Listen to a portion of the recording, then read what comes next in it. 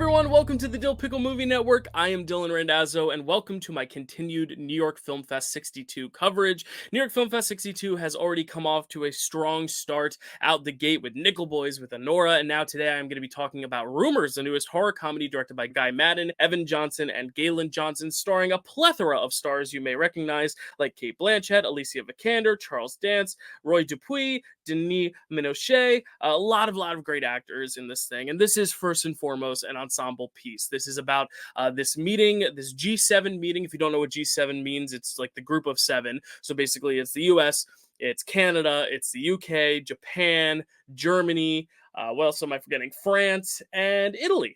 They all get together. I knew I had all of them there on a little cheat sheet here because I couldn't remember all of them on the top of my head. But you see how those seven world leaders kind of come together to discuss important topics. And, it's almost like a sleepaway camp for world leaders in a way. But naturally, because it is a horror comedy, not just a comedy, these G7 leaders are all meeting, and then they notice that there are these bog zombies kind of lurking in the woods. And then, what is this? It's quite gruesome. This is an example of what we call bog bodies, mummified from the Iron Age. And it becomes your traditional kind of like cabin in the woods, except it's not really a cabin. They're just in the woods, but Lost in the Woods type zombie movie, but also sticking to that political satire because it is about all these political leaders meeting.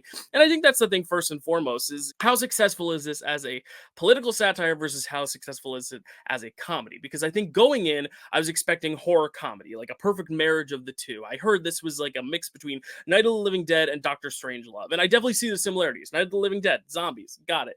Dr. Strangelove, a bunch of leaders kind of sitting around a table discussing politics in a satirical way. Noted. Yes, those comparisons are very clear. But those are two very high bars to meet. And I don't even love either of those films, but I know a lot of people do, and they are very iconic films nonetheless. And so hearing that this movie was going to be kind of like a hybrid of the two, I was like, okay, this is big shoes to fill. And I do think it was being a little undersold. I think in general premise, yes, those two films, Night of the Living Dead and Dr. Strangelove, make a lot of sense because, again, it is a political satire and then it becomes a zombie picture. So that is a very apt comparison. But how successful is it in either direction? I think for a political satire, it actually nails it for a good, consistent majority of the runtime. I think the first 30 minutes alone, before we get into the horror stuff, is really, really solid. I mean, the humor is very on the nose, but in a great satirical way that you'd expect from a great political satire, where the, stereotypes are very clear, very obvious, very offensive at times, but it seems like everyone's kind of poking fun at themselves in a way, like no one's really taking it seriously, but also in not taking it seriously, it's also taking it seriously at the same time because it's taking the comedy seriously, and these actors are really committing their all to the comedy. I do tend to get a little caught up in the dramatics. Germany caught up into dramatics. We've seen this before. I think Cate Blanchett is a real star in everything she's in. She's obviously putting on her best, like Sandra Hüller voice for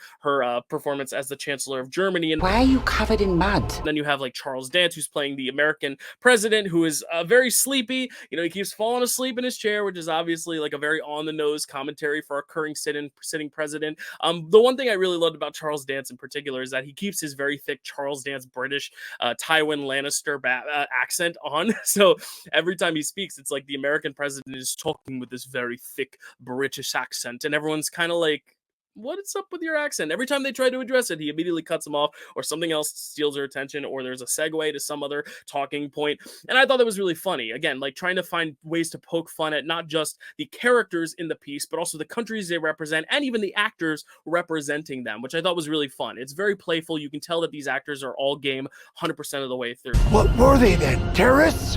They loomed threatening me.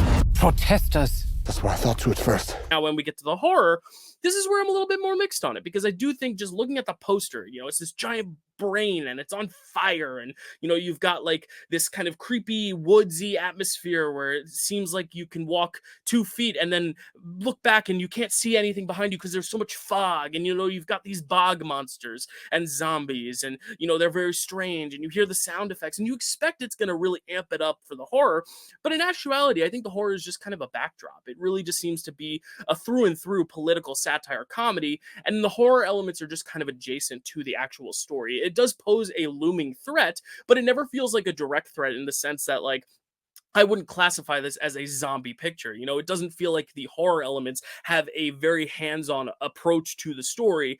It merely feels like dressing for the set, which is fine. But I think when you're looking at something and approaching it as a horror comedy, you want both areas to be firing on all cylinders, and quite literally pun intended, because the brain is on fire or whatever. But I do think, you know, there are creepy elements, there's good atmospheric elements, but it never feels like it goes that extra mile that you want something like this to go to, because the comedy and the satire is so broad and so big and so obvious and in your face. You know, there's no subtlety there. So I wish that there was less subtlety in the horror. I feel like they're almost trying to back away from the horror and keep it merely in the background, while all the political satire is up front, which again could be the point of the movie, obviously, to see how these leaders come together, not just for global conflicts, but when it actually becomes a supernatural kind of like existential horrific threat, like zombies, like these kind of supernatural things. And I like that idea. I like the concept in theory of these leaders, and see who crumbles under the pressure, who helps who is the traitor who kind of leaves the rest behind, and what does that say about our world and our world leaders at large. I like the idea a lot. I like the themes a lot, and that's why I do like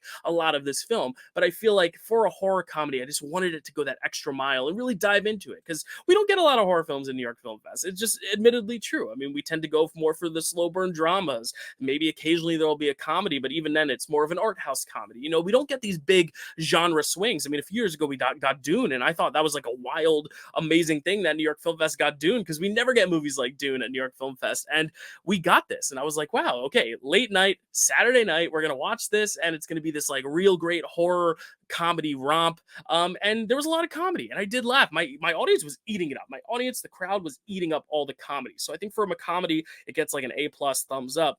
You see, his penis has been severed and hung around his neck. Sounds like a man to me. But then I think for the horror, I just expected something a little gutsier, a little bolder, a little bit bigger of a swing. But it could be just that, again, I had my own expectations going in. And I think for some films, you just kind of need to remove expectations, or not look at trailers, or not look at posters. I just think when you look at the poster, you're like, okay, there's a brain on fire. And like the brain does set fire. And that, I keep coming back to that example, but that's because that is kind of the extent of the, you know, big, bold horror in this thing, is that picture of the brain on fire. And that's where I think, you know, I wish this film had gone even further. I wish the brain on fire was only like the third or fourth most notable set piece in this thing, but sadly it's not. But I do think, again, it's a great premise. I really love the actors attached to it. It's one of my favorite ensemble pieces of the year. I think a lot of people are going to go in with like a favorite cast member that they can't wait to watch, and then be surprised when another one ends up being the standout. Like, I went into this being really excited for Alicia Vikander, only to realize she's not one of the 7. She is very much the 8th in the cast. She has the smallest role of the ensemble, but I was actually kind of refreshed, because then I was able to explore some other great performances that I didn't expect going into love as much as I did, especially the guy who plays the Prime Minister of Canada, Roy Dupuis, who has so many great moments, you know, in this thing. He has a big speech toward the end that I really loved, and just a lot of the jokes they make with the Canadian character, because they are Canadian filmmakers as well. It feels like they're poking the most fun at Canada, but also giving the most emotional resonance to the Canadian character. So I thought that was really interesting. But yeah, needed a lot more Alicia Vikander, but don't all movies need a little bit more Alicia Vikander? She's my favorite actress. So obviously any movie she's in that she's not in every second of, I'm going to criticize for not having enough of her in it, but that's just me. But if you saw Rumours, let me know what you think. That is my review. Let me know what you thought. It is coming out very, very soon. It is spooky season, so this is very fitting, even though I think if you're getting your hopes up for a great horror romp, you know, if you're expecting the next Evil Dead, you're probably not going to get it. But if you're looking for something really, really biting with good satire, especially before this upcoming election, this could be the right fit. So I think it's really fitting that this is coming out this time, because it's spooky season, it's election season, so kind of like bridges those two and makes a really nice tightening of that gap. So let me know what you thought of Rumours, if you've seen it. If you've heard the rumors and they're true and this sounds like a movie for you, go check it out and let me know after you see it. Come back to this video and let me know what you thought. Otherwise, please like, please subscribe, please stay tuned. Lots of more great reviews coming up from the channel. Some bad good movies, some good movies, some movies in between, and maybe a couple more masterpieces down the line. Next, we will be talking about Pablo Larraín's Maria, so keep an eye out for that review in the next day or two. But thank you so much for watching this review. And as always, stay kind to others and have a great day. Thanks.